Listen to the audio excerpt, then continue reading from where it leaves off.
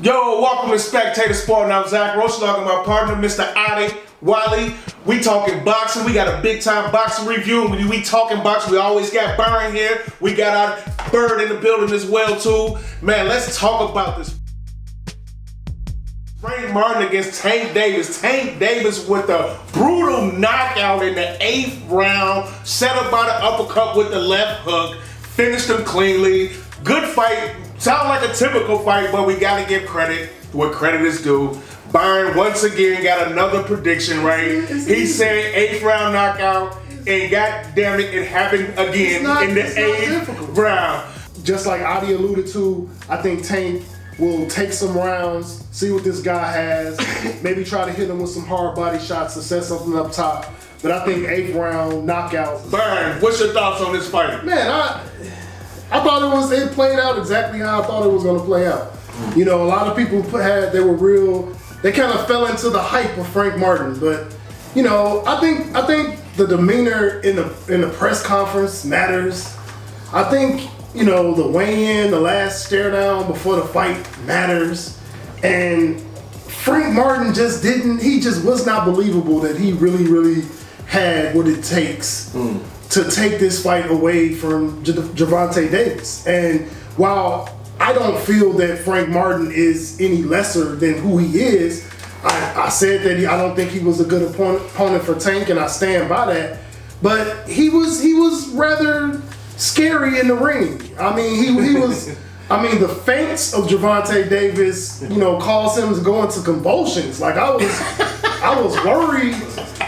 I was worried for him for a second, man. But you know, I think he was exactly what he was supposed to be. He was somebody who was going to get in the ring with Gervonta Davis. He was going to help him shake off the ring rust from the long layoff. Good point. And he was going to get his ass knocked out in the 8th round, and everything I said came to be. Man, absolutely. I mean, a vicious knockout. Adi, this seemed like a typical Tank fight. First couple early rounds, you know, he's letting him get himself hit. And then about the 6th, 7th round, he starts to take off. What was your thoughts on this fight? Yeah, you know, for the first 6 rounds, Frank Martin, he's displayed some good footwork, a nice southpaw jab, solid combinations, and smartly, a lot of clinching, okay? and so, but I had the ghost up 4 rounds to 2 after the first 6 rounds. But the thing is, Frank kept committing the blunder of getting too stagnant in the corner. Yeah. All right? And you gotta give Gervonta Davis credit for mastering the art of cutting off the ring, okay? Yeah. And in the 8th round, the Ghost was back into that fatal corner again, and he could not escape, and he forgot something. For a moment, temporarily he forgot that he was about his all-state wrestling days in Indiana. Okay? When he was in that corner, he should have just grabbed him, he should have clinched him, he should have wrestled him. You know what I'm saying? Just hold him, whatever, tackle him, just get out that corner, okay? Because he couldn't escape. He was stuck. So grab, hold. You know what I'm saying? And survive the 8th round, and then make the necessary adjustments going into the 9th round and try to put the fight in the hands of the judges. That's what you got to do against Gervonta Davis. Put the fight in the hands of the judges. Don't get knocked down, but he got caught up in that corner. You know what I'm saying? And so he just couldn't get out that corner, and he got stuck in that. He kept going in that corner, and so. Now we got a new member of the Ghostbusters now.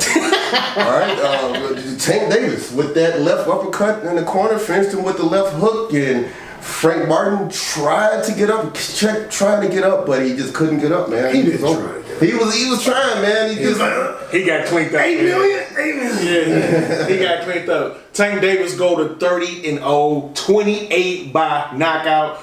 Bird, what's your thoughts on this fight? I know you had this going to a decision, but what did you do? I say 10th. I'm sorry, my bad. 10th round. You had this a 10th round knockout. Did it surprise you that he knocked him out the 8th? No, I mean, it didn't, but it did, right? I mean, because obviously we all thought at some in them rounds it was gonna come at some point. But I will say, I thought Frank fought pretty good.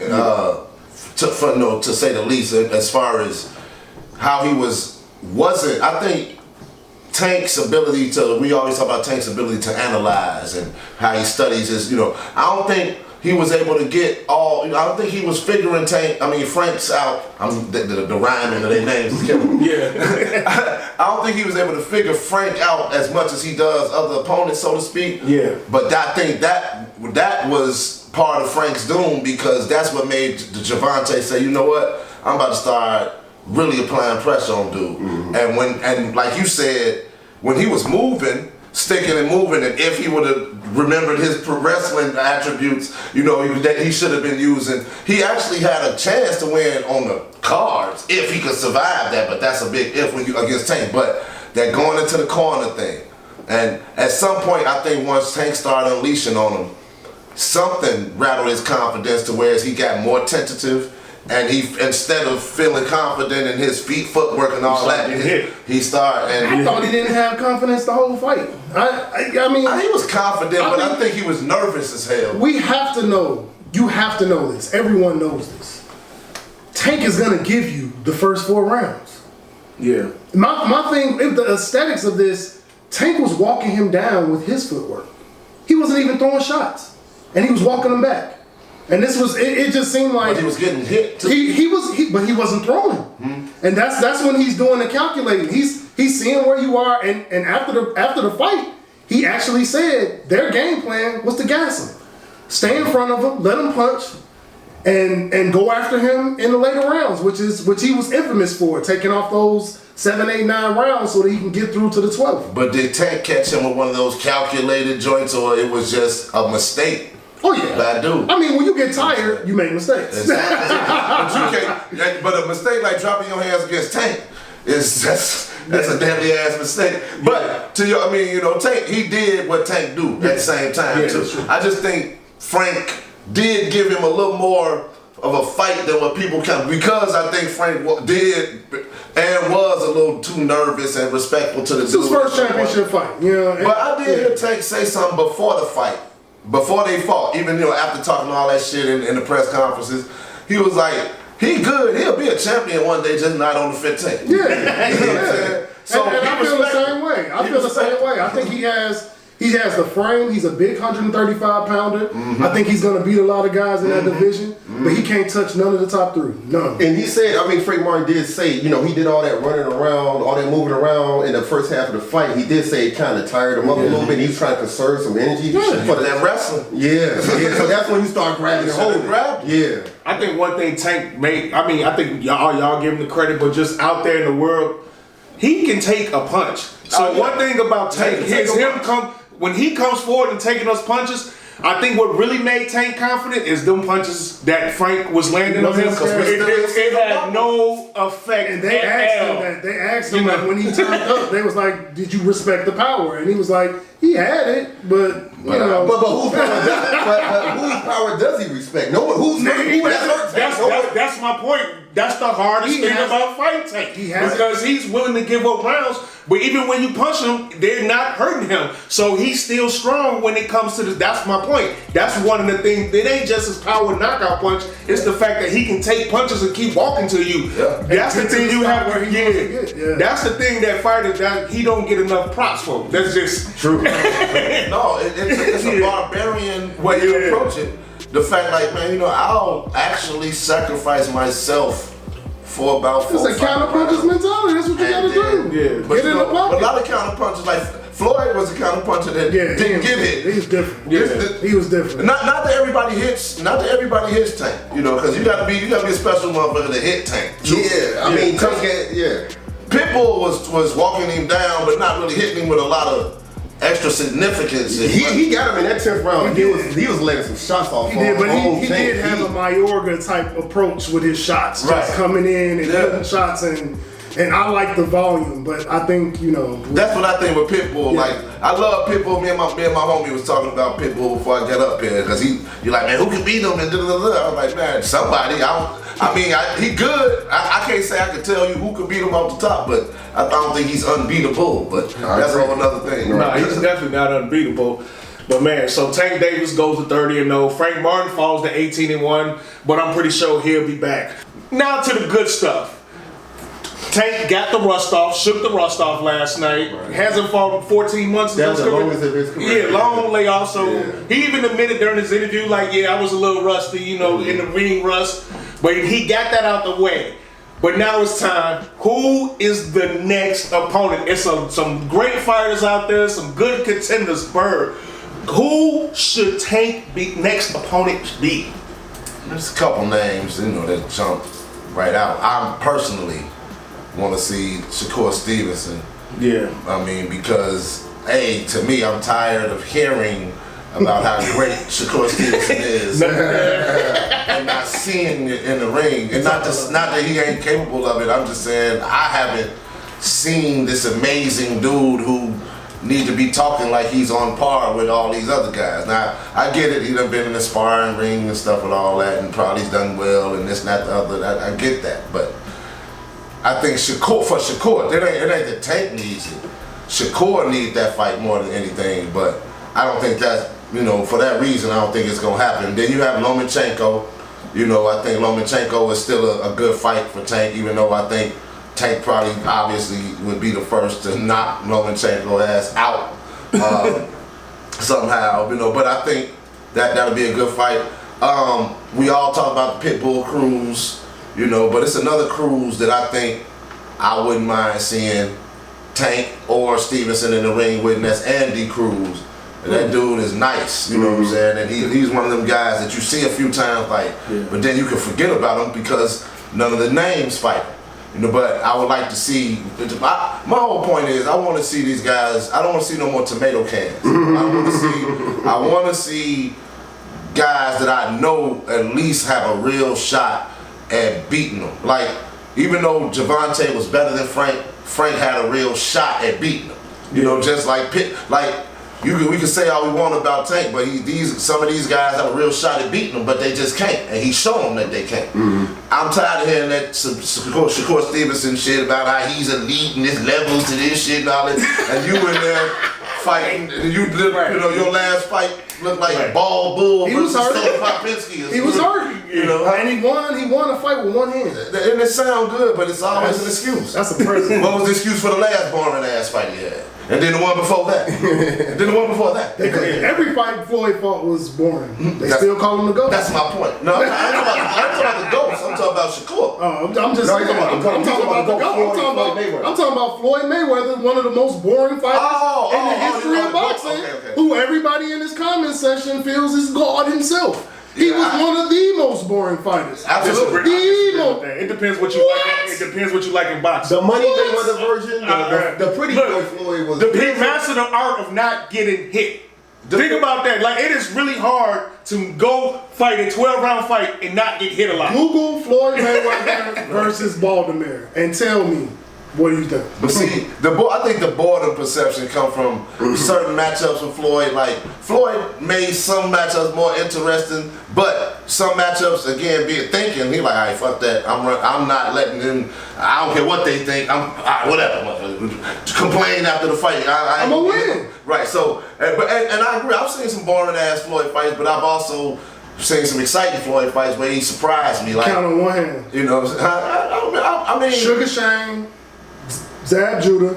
Ricky Hatton. Ricky Hatton wasn't excited. Now he knocked this nigga. He knocked him out. Who inspected? Ricky Hatton was he was the number one guy. Don't do that, B. Come on, now. Ricky Hatton was supposed to be the monster. He was like the Mexican monster at that time. Ricky Hatton was chopping people's heads off. Ricky Hatton did an interview after the Floyd Mayweather fight. After the Pacquiao fight, he released a statement 7 days later from the hospital.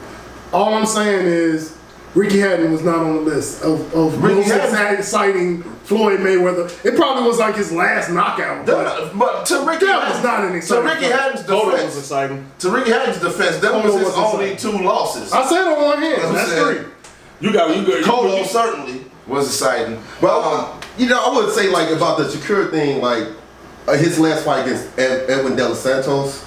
I was disappointed that he didn't counterpunch him as much. Like, I'm watching the fight now. Byron says he was hurt. Shakur says he was hurt. But in watching the fight, it was just you saw opportunities for him to counterpunch De Los Santos. He didn't do it, and I was like, damn, man, I wanted more. Yeah. So I understand. I see where you're coming from. With that. Yeah, I'm not down his skills and but I just need to see him in there. Yeah, so his interviews are more impressive than the fights right now. That's what everybody needs. Everybody needs to see his more. interviews are more impressive than the fights. I totally agree with that. Absolutely. So let's Adi, you saw Tank. He knockout, 8th round knockout, going to 30-0. Now he had his tune-up fight.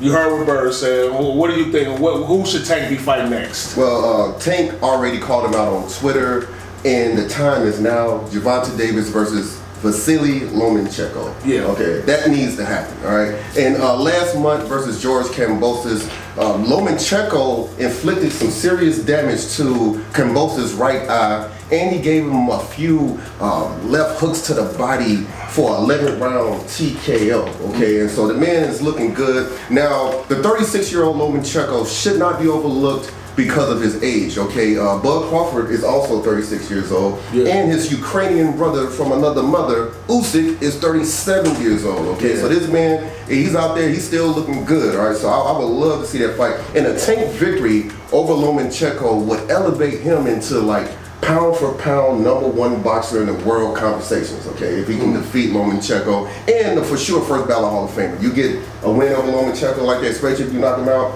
I think the man is going to be in greatness status for sure. You know, so he's already looking great, but now you just need those big names under his belt. Yeah. Now, if that fight don't happen, stop playing around, and finally, 3 years later, give Pitbull Cruz his rematch. Okay. I like Give it. that man I like his it. rematch, right? I like So, it. I mean, that fight was real close, man. I scored that fight 114-114. I had it a draw, okay? And so, Tank Davis says that if he says he's injured his left hand in the 6th round of that fight, he says if he didn't injure his hand, he was going to knock out Pitbull Cruz. I want to see it. So you say stuff like that, you got to show us. Prove it. Yeah, Prove it. yeah. I want to see. You say you would knock him out. I want to see you knock out Pitbull Cruz. You know what I'm saying? And so now Pitbull Cruz, he would defend his junior welterweight WBA title against Jose Venezuela on August the 3rd. That's coming up. But after that fight, maybe in the winter sometime, Tank versus Pitbull, or Lomachenko. Byron, you've been very critical of Tank opponents. Very critical. You've been very critical. Little Tank. So I think at this moment in time, 14 months off, got the ring rust off, got his victory. I think now is the time we can't really make an excuse for Tank no more. Absolutely. So who should Tank be fighting? Who would you like to see Tank fight? It's only 3 fights that I want to see. It's only 3. Lomachenko, Stevenson, or Pitbull Cruz. Yeah. And the thing is about Lomachenko, like we constantly say that Little Tank is the face of boxing, but he's not even the face of the 135-pound division.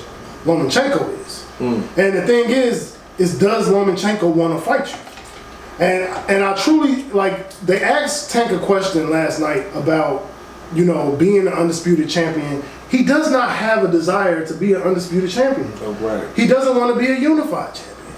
Like, and so the thing is, I don't want to see Tank Davis fight any more C fighters, because we know what he can do to C fighters. We know he can bully them in the press conference. We know he can get in the ring. He can predict the rounds that he knocks them out. And the fact of the matter is, a lot of people are kind of, you know, not that high on Shakur, and rightfully so. His last, you know, time out in the ring was very lackluster. For those who are fluent on Shakur Stevenson, they kind of realized that he was hurt, and he kind of beat this guy with one hand over 12 rounds, which I thought was impressive. But for some people, that's not their cup of tea, especially when you got a guy like you know, Tank Davis that has 28 knockouts out of 30 fights. That's amazing. But the thing is, Shakur Stevenson is a champion at 135. And so the fact of the matter is, you're ducking a champion. And I don't think he wants to duck a champion. And so I don't think the Lomachenko fight will materialize, because at 36 years old, I'm not sure that that's a fight that Lomachenko necessarily wants. And Lomachenko dictates policy. So you're not going to Lomachenko saying, hey, I want to fight you. He's a future Hall of Famer who's fought everybody. If he doesn't want to fight you, he's not going to fight you. So who will Lomachenko fight then? I don't know what path Lomachenko will take, whether he'll try to get a champion at 140. But Lomachenko can pretty much do whatever he wants to do. And the thing is, who wants to be the man? I think Devin Haney at 135 kind of forced these guys like to get together because Devin Haney had a mission. And his mission was, I want every belt at 135. And right now, the only person that seems to have that type of mission is Shakur Stevenson. He wants to get every belt. And oh, by the way, there's another guy with a belt at 135 who I think Tank don't want no smoke with whatsoever, and that's Zepeda. So how I think it'll shake out, I think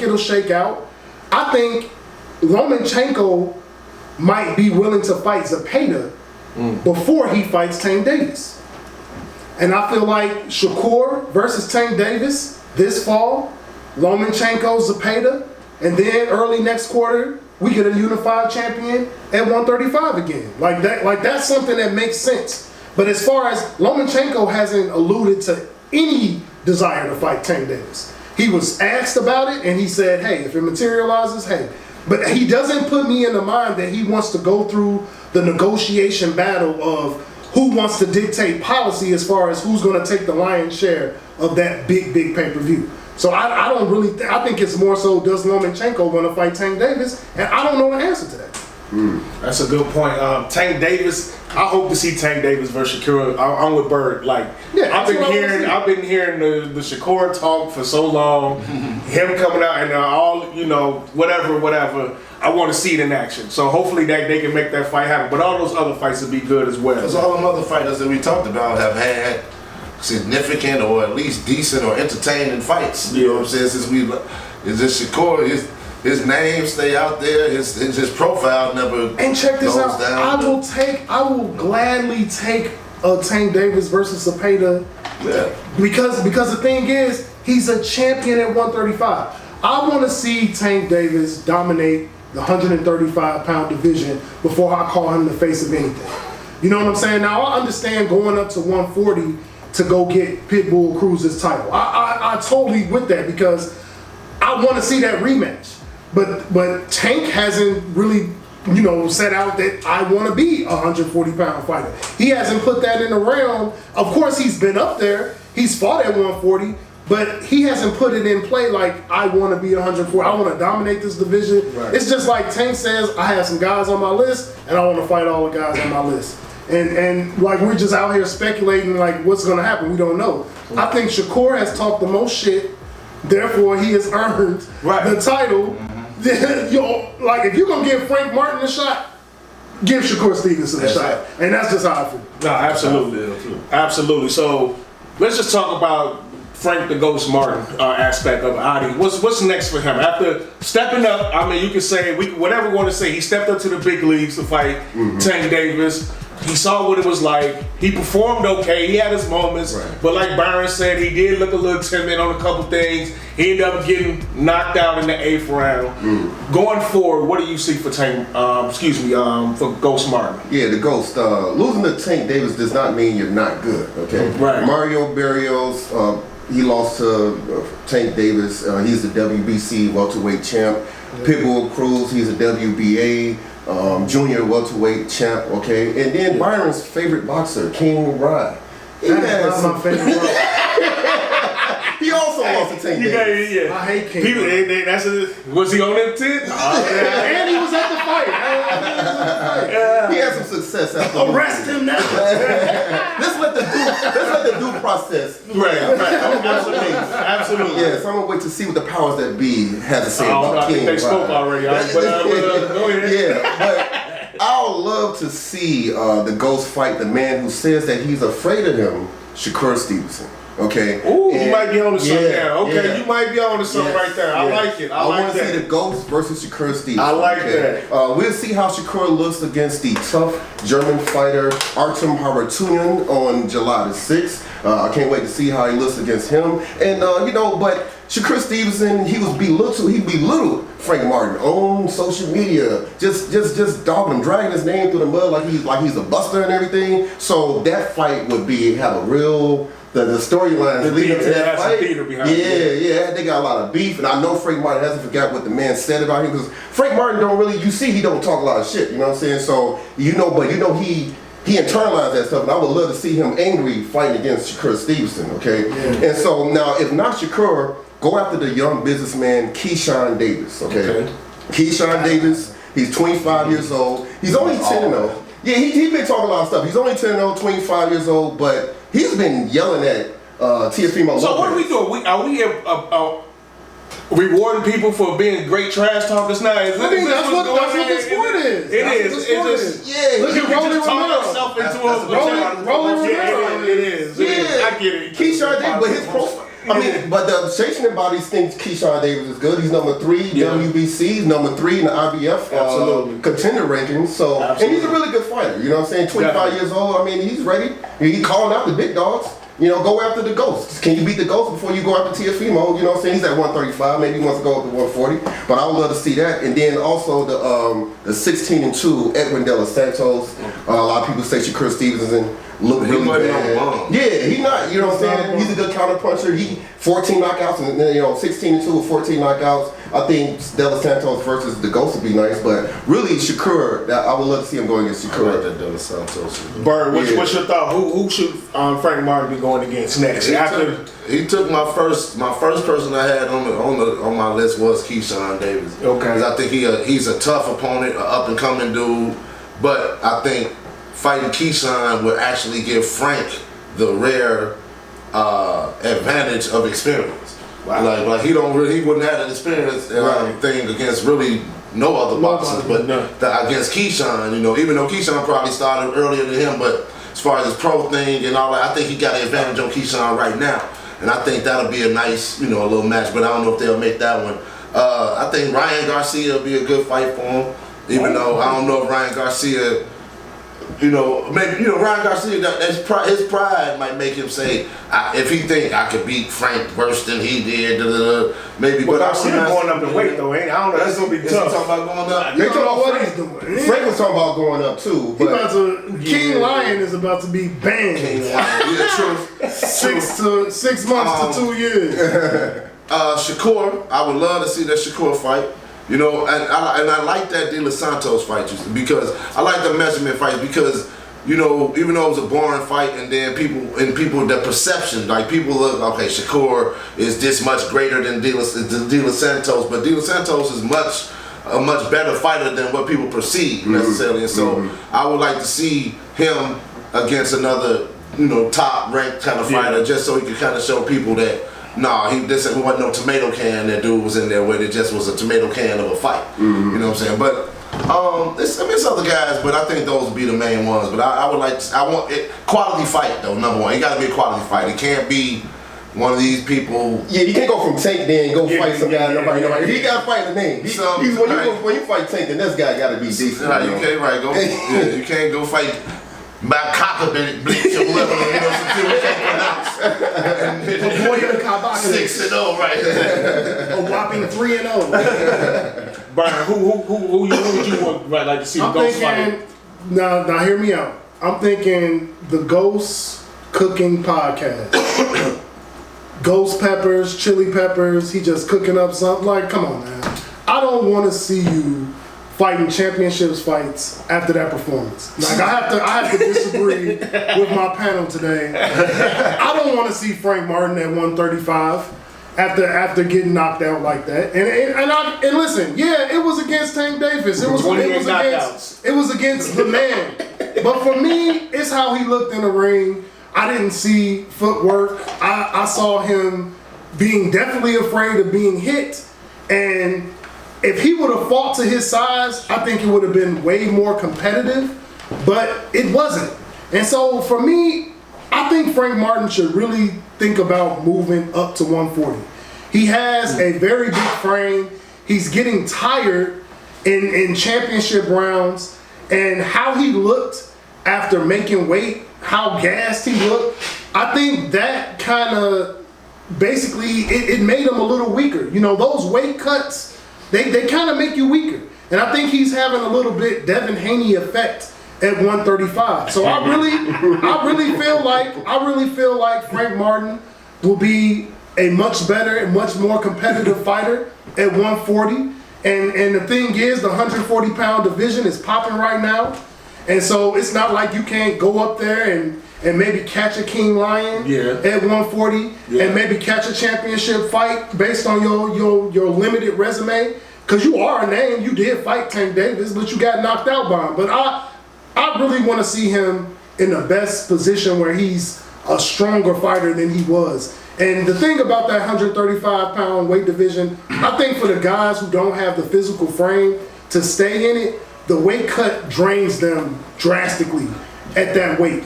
And he looked like a ghost. He really did look like a ghost after that weight cut. He didn't, like, his eyes were sunken. He didn't look healthy. They had the Peter Parker dude when he had his glasses off. And it was Frank Martin at the weigh-in. But then when he put his glasses on underneath, it was Michael Jackson at the Thriller. Man, he didn't. But when you look at the pictures, he didn't look strong. Man, and as a wrestler, he knows how, those weight cuts are draining. So I really feel like he will be more competitive at the 140-pound division. There's a lot of competitive fights there. And because at this point, you don't want to fight. Like, my problem with De Los Santos fighting that fight, De Los Santos will knock his ass out. I really do feel that. And he's a monster. And he's a monster. And so I don't think he wants to get in with that type of puncher after this fight. So I think him and his team need to take time, enjoy your newfound wealth. Because you got a bag. You got a bag for going to sleep, and I think you should move up to 140. He gonna beat Rolly Romero up. Yeah. Absolutely. Well, y'all been watching Spectator Sporting. I'm Zach Roach, along with my partner, Mr. Ali Wally. Shout out to Byron. Shout out to Bird. You watching Spectator Sport. Remember, go on YouTube, subscribe to that page. Go ahead, continue to comment. We appreciate all the love we getting out there. In the meantime, in between time, we out. Peace.